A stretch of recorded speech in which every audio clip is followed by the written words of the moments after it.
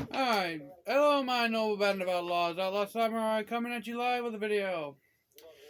Well, if you hear something in the background, I'm watching a movie called Piranha about a brother and sister who go down to the Amazon. They're biologists and they run into a human poacher and they have to run from man-eating piranhas and it's a whole trip. But in any case, what I wanted to talk about was a scene from an anime called Demon Slayer. And if you don't know what Demon Slayer is, what's wrong with you? Go to your nearest animation website. Go to Walmart, buy Demon Slayer, and watch it. It's a badass show. If you do know anything about anime, here's the thing: they were animated by the same guys who did the Fate series. And if you watch the Fate series, you're gonna love the animation of Demon Slayer. But I digress. So, brief little rundown of Demon Slayer. Demon Slayer is about, of course, these warriors who go and fight demons in the, I want to say, Meiji era of Japan, because swords are outlawed. So yeah, in the Meiji era. So during Japan's whole westernization phase. And they go out and they have to, of course, they have to prove themselves worthy of becoming a demon slayer. Then they have to make their swords, which are swords that apparently have the power of the sun in them. It's a whole trip. I'm not going to do the entire explanation because this would be like this would be an hour long video if I did. But in any case, there's one character in particular, Inosuke. And Inosuke, he's the classic, like, badass, indestructible, like, tank that you have as a sword. He falls into that swordsman's mentality. There are three basic swordsmen: the psychopathic killer, the lone wolf, and the tank. And then there's the one that couldn't give a shit until you piss him off. So four basic categories of anime swordsmen right there. Inosuke falls into the tank category, always itching for a fight, always looking for a fight, and not stopping until he either wins the fight or he gets killed. But the scene I wanted to discuss was Inosuke. He goes with the main character's name is Tanjiro. He goes along with Tanjiro and another character that is also could be considered a main character, Zenitsu. They go and then to this forest on assignment to fight a spider demon family. And the demon that Inosuke fights is capable of uprooting entire trees and swinging them like a baseball bat. Basically, just imagine The Rock with an actual spider's head and a long white wig. And that will put the basic idea in your head. Now, Inosuke's swords are rather particular. These are his swords. He uses two of these things. This is a very crude drawing of the serrations from the anime, and this is a even more crude drawing I did before. But I did this. This is actually my second attempt at making this video. I accidentally deleted the first one. But in any case, Inosuke's swords, when he's fighting against this demon, and we'll pretend these are his swords, he doesn't have guards on his swords, actually, so just ignore the Subas. But what he does is, if my head is the demon's arm, he sinks one blade into the demon's arm, and then, bashing it with the edge, by the way, I would assume in the way... I would presume he'd be smashing the blades together in between the serrations, but he smashes the blade on blade, through the demon's arm. Now, taking into consideration that, Inosuke's swords.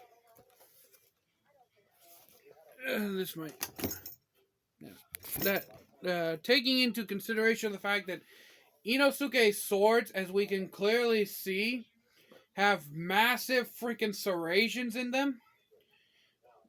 And in the anime, as well as in the manga, these corners in the serrations are diagonal, meaning they come together at sharp angles. Whenever someone forges a sword, you have to avoid sharp angles. Just one moment. Sorry about that, but whenever somebody forges a sword, they have to round out the corners. And what that means is, if we look again at Inosuke's sword, these corners would not be burp, burp, burp. They would be circular or curved.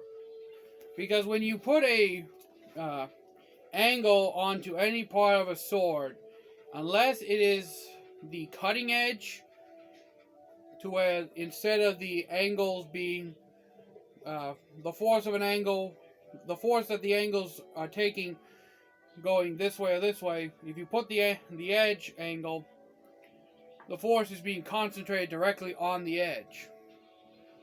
Whereas if the edge is on where the tang meets the blade, whenever you cut something, the blade is pushed this way, is pushed in the opposite direction of what you're cutting.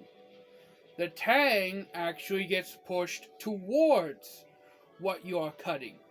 And these two opposing forces on an angle like this will actually push the material outwards and cause the sword to snap off the tang.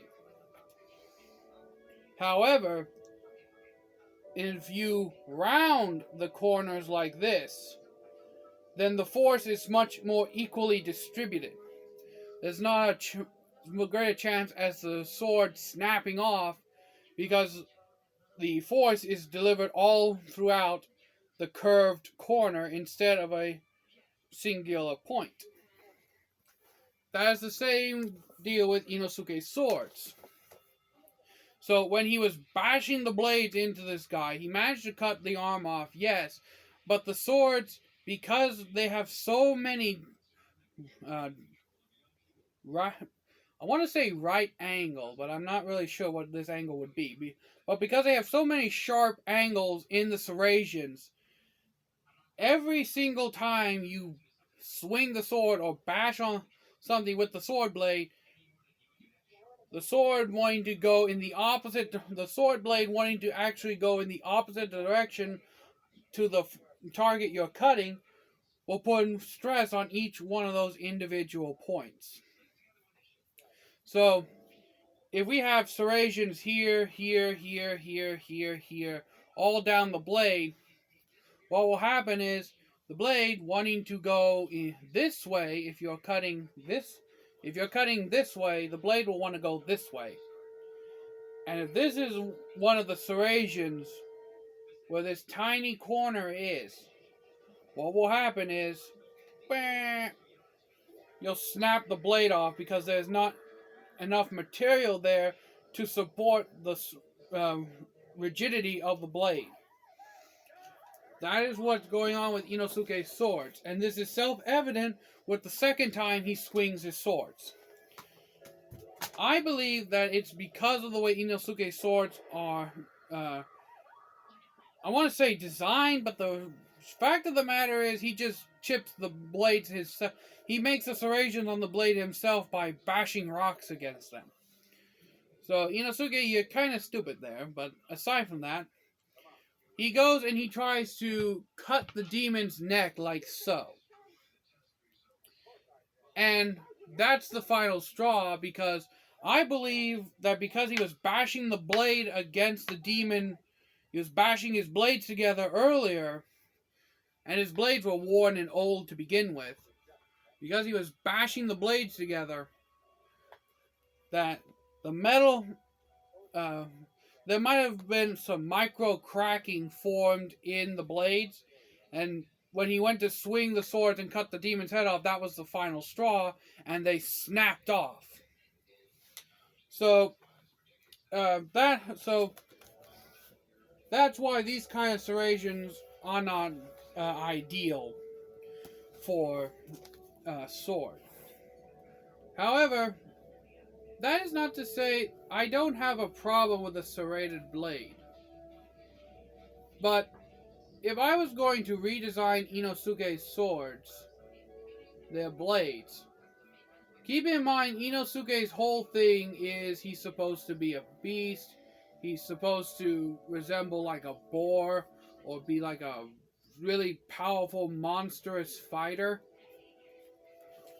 This is how I'd redesign his blade. So instead of these huge, jagged serrations, I would put swooping serrations into the blade. Thus, as you can see, there are no sharp angles. Without those angles causing pressure points on the blade, so right here would be a pressure point, right here, and right here.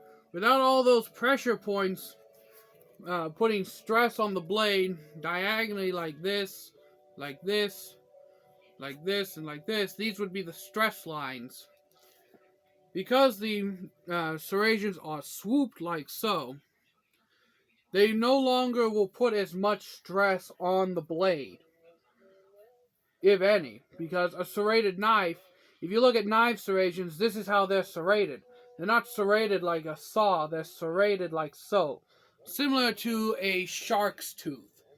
The reason why a shark's tooth cuts so well is because it uses serrations like so, it uses serrations like this, not like this. If a shark's tooth uses serrations like this, they would either be constantly being pulled out when the shark lifts his jaws, or they would constantly be breaking because of the extreme pressure a shark puts on his teeth when he bites.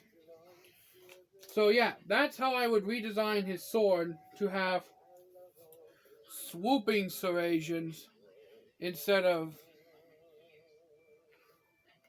half octagon serrations. So I hope you were able to understand my rambling about this. This is just something I wanted to discuss since I had rewatched that scene the other day when Inosuke fought the giant spider. And while I don't have a rock, I'll use the back of Wheat Slayer as an example. Even when Inosuke got his new swords from the swordsmith, what he did was he went out to the garden, he found said rock, and he started bashing the blades to get his serrations back. And I'm like, it's a funny ass scene if you watch it, but in the real world, as a swordsman, you're kind of cringing. Like, why would you do that to your blade? To a bright, shiny new blade that you haven't even had a chance to get all them good scratches on. Yeah, I like my blades to have scratches, people. If I can't scratch it, I'm going to. If I can't scratch it, I'll trash it. But yeah, because of the serrations of the sword, I actually lost my train of thought because of the idiocies of everything else. But aside from that, it's a funny scene when he damages the blade on purpose. But if he can't, but like I said, if I can't scratch it, I'll trash it. Meaning, if a sword to me needs to have scratches, it needs to have scuffs, it needs to be shown that it's been used, aside from something that you just hang on the wall to make it look pretty. But that's my philosophy. Most people like fancy polished swords and shit. I like simple, plain, and can basically cut whatever the hell I want it to cut.